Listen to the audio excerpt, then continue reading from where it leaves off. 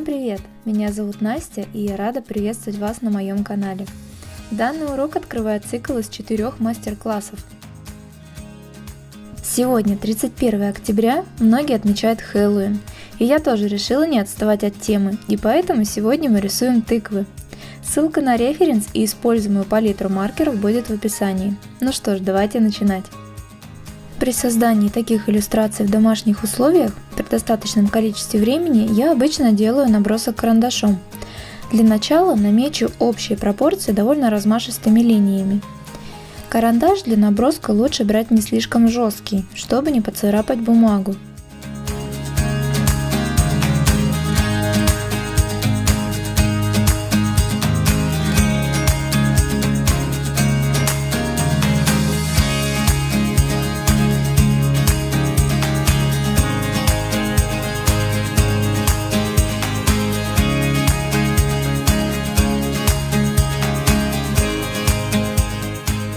Теперь, когда я вижу примерное расположение тыкв на листе, то могу переходить к уточнению деталей.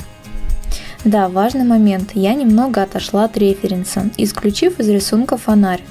Как вы могли заметить, я это сделала из композиционных соображений. В мой квадратный формат такая постановка не впишется. Вы, конечно, можете рисовать вместе с фонариком или сделать такую же композицию, как у меня.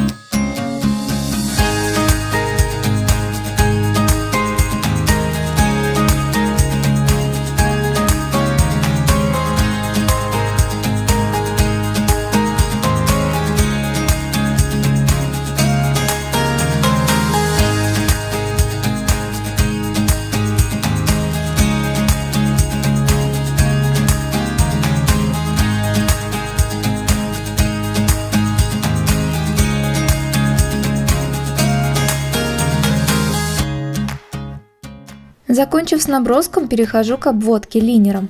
Для работ я использую тоненький линер толщиной 0,1 мм марки Touch. Мне нравится, когда линия обводки пропадает под общим тоном. Для тех, кто любит более графичные техники, можно брать линер пожирнее или обводить брашпеном. Будет смотреться тоже очень круто.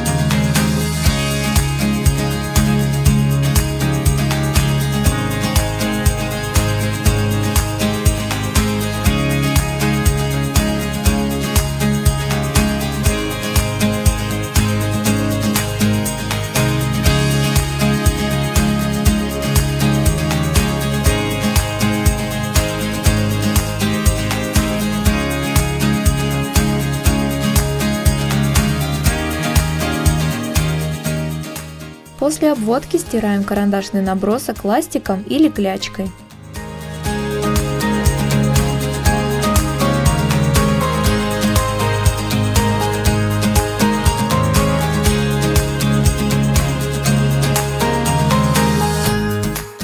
Итак, приступаем к цвету. Сначала я прокрашу нашим тыковкам глаза и рот. С желтым номером 37 я закрашиваю все вырезы на тыкве.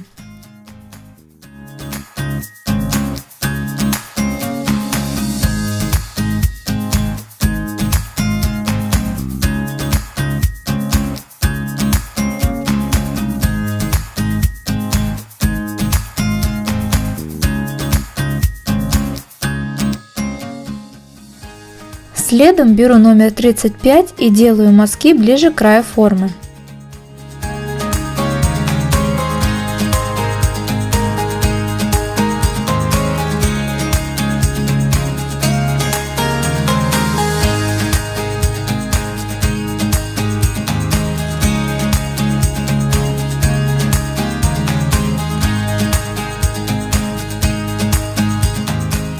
Номером 32 закрашиваю всю остальную часть.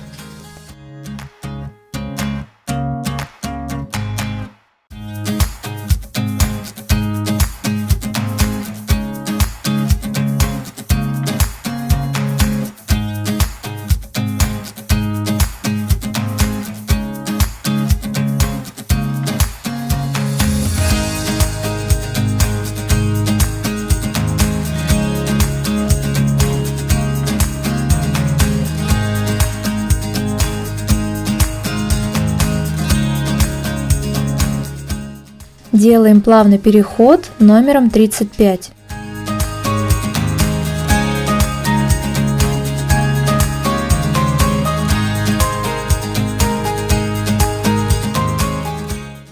Уплотняем цвет по краям оранжевым номером 23.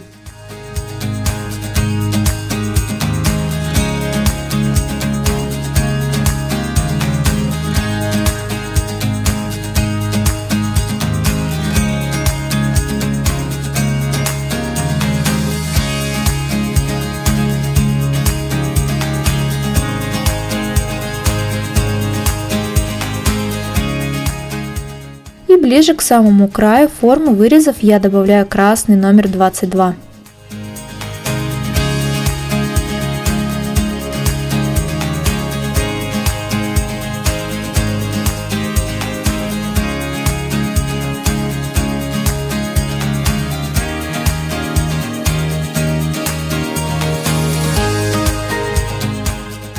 Таким образом мы показали глубину и свечение на тыковке. Точно такие же манипуляции проделываем и с маленькой тыквой.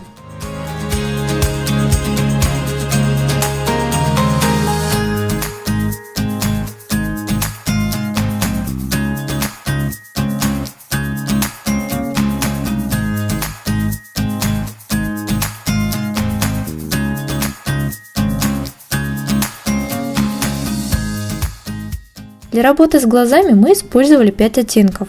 По идее, количество цветов можно и сократить до 3, то есть желтый, оранжевый и красный. Этого хватит для создания перехода. Но стоит помнить, что чем больше промежуточных оттенков мы используем в работе, тем более плавные и интересные у нас получаются переходы.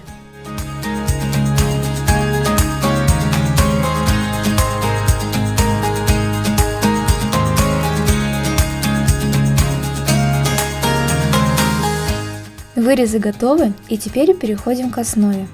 Коричневым номером 91 я прокрашу всю тыкву. Я сразу же взяла темный коричневый, поскольку наши тыквы находятся в тени.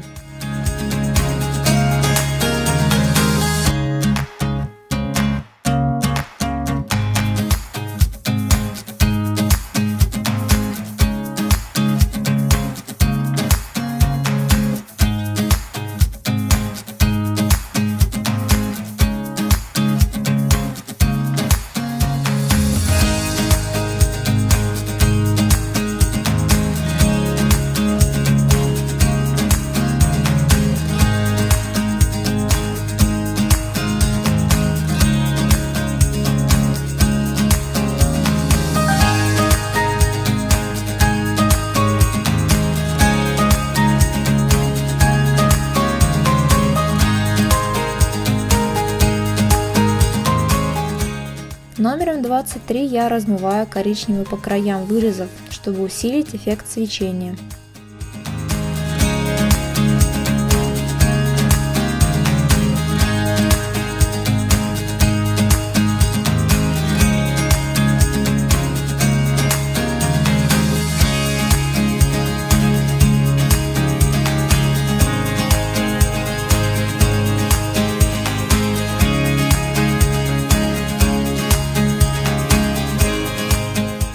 На этом этапе я покажу блики и рефлексы синим номером 76 и оливковым 41 на большой тыкве.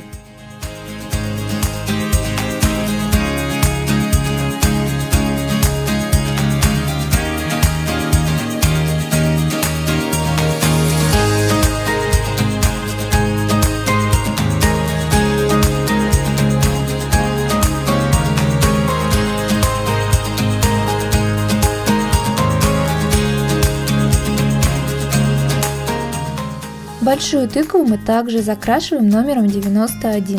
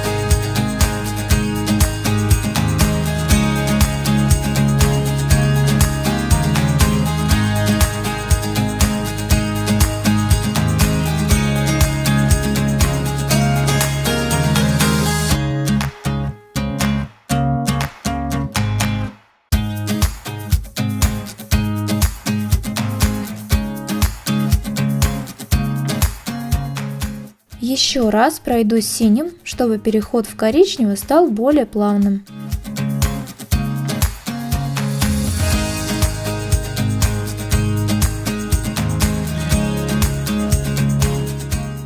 Теперь начинаем затемнять форму. Для этого я взяла 98 коричневый номер.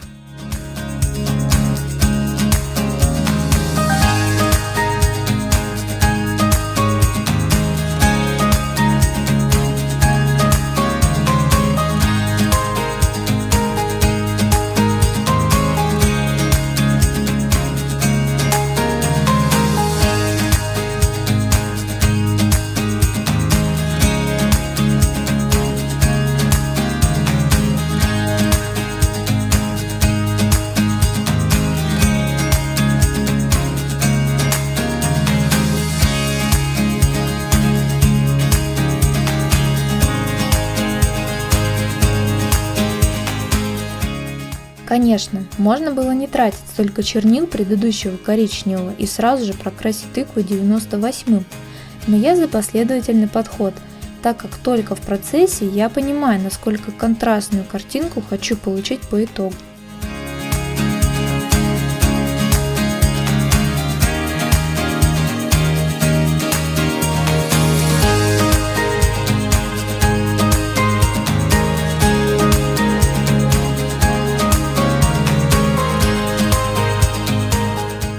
Размываем переходы номером 91.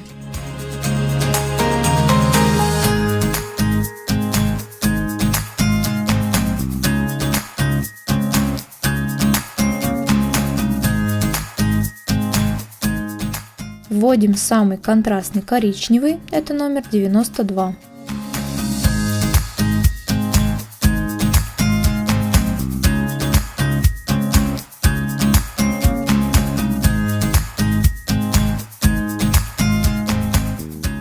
Заметьте, что я не прокрасила выпирающие части у тыквы по правой стороне. Это сделано для того, чтобы тыква получилась объемной.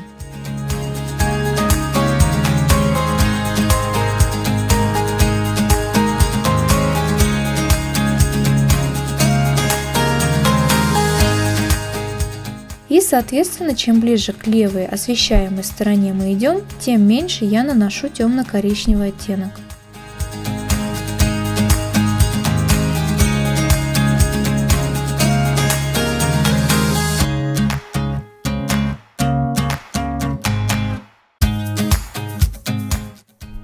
И снова размываем границы номером 98.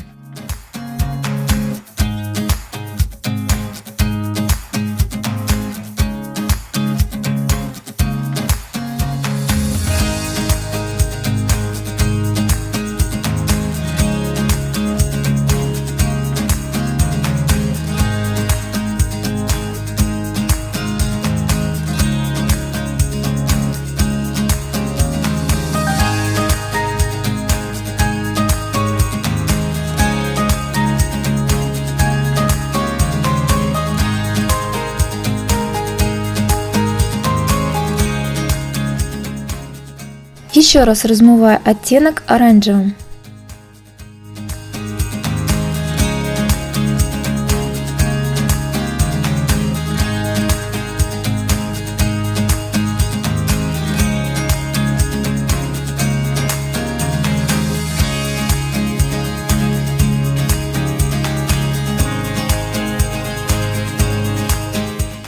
Таким же способом прокрашиваем и маленькую тыкву. Только не стоит забывать, что на ней, помимо освещения формы слева, есть дополнительное освещение от большой тыквы, поэтому участок сверху мы тоже не забиваем темным коричневым.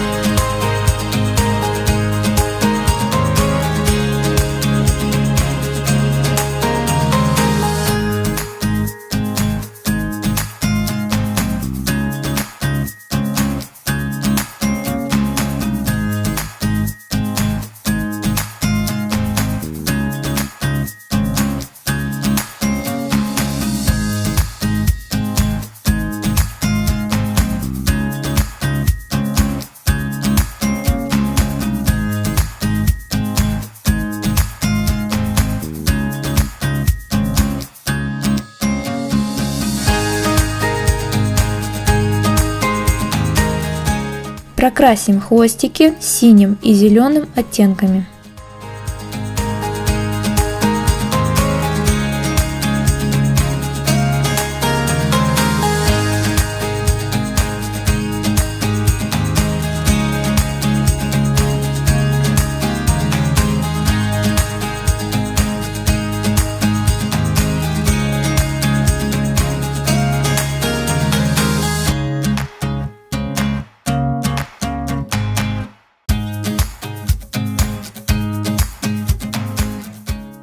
Добавлю немного оранжевого номера 23 на освещаемую часть хвостика маленькой тыквы.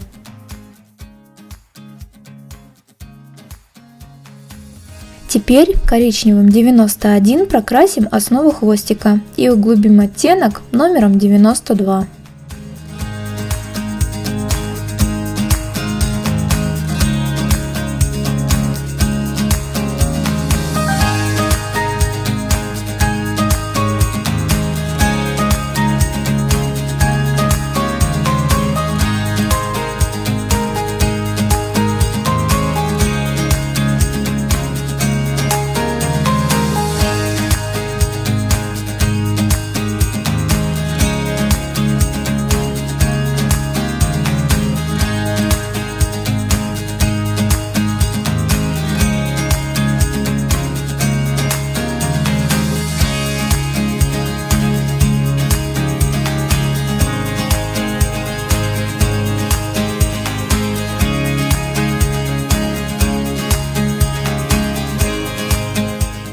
Тыквы готовы, и самое время переходить к фону. Темным серым BG9 я прокрашу фон.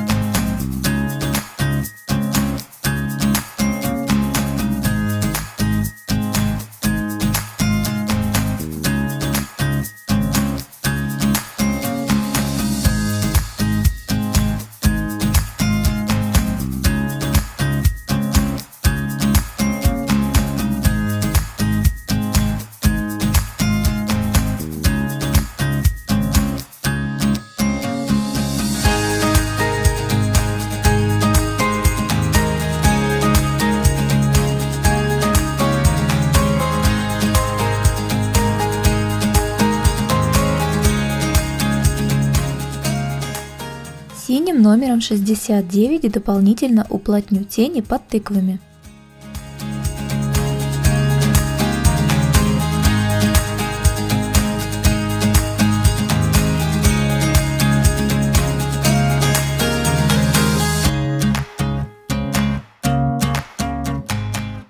Желтым номером 35 я добавлю свечение, но если вам жалко замарать маркер, то так делать не нужно. Заполним пробелы форм коричневыми 91 и 92.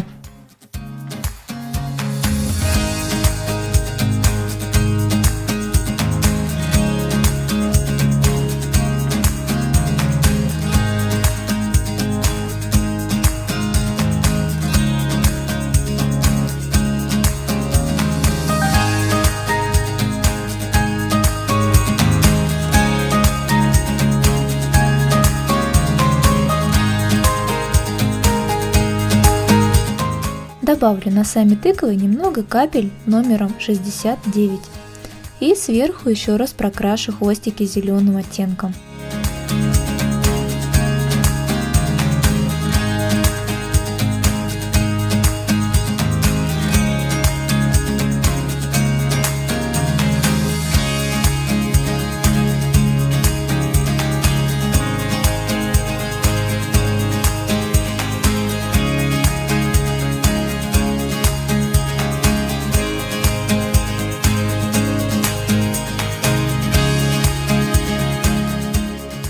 Ну вот, с общим тоном и тенями мы закончили.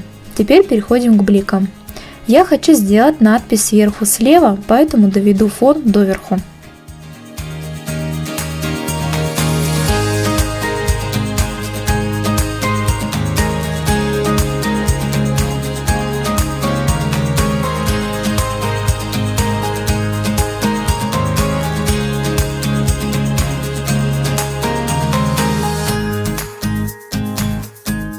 Теперь расставим блики белой гелевой ручкой. Здесь главное вовремя остановиться и не переборщить.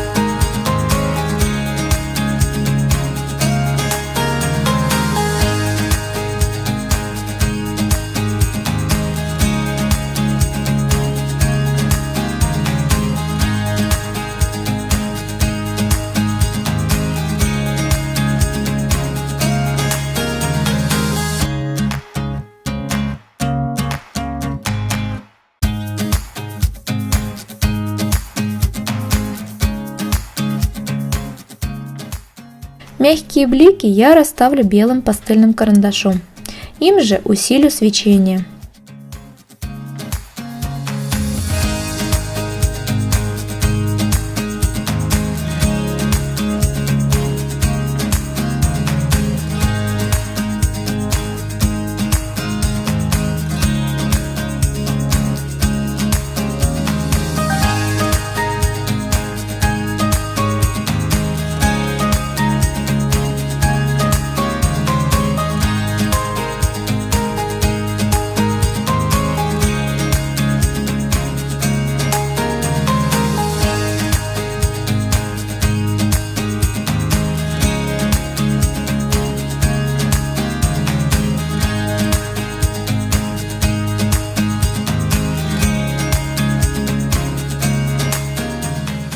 И в заключение добавим надпись.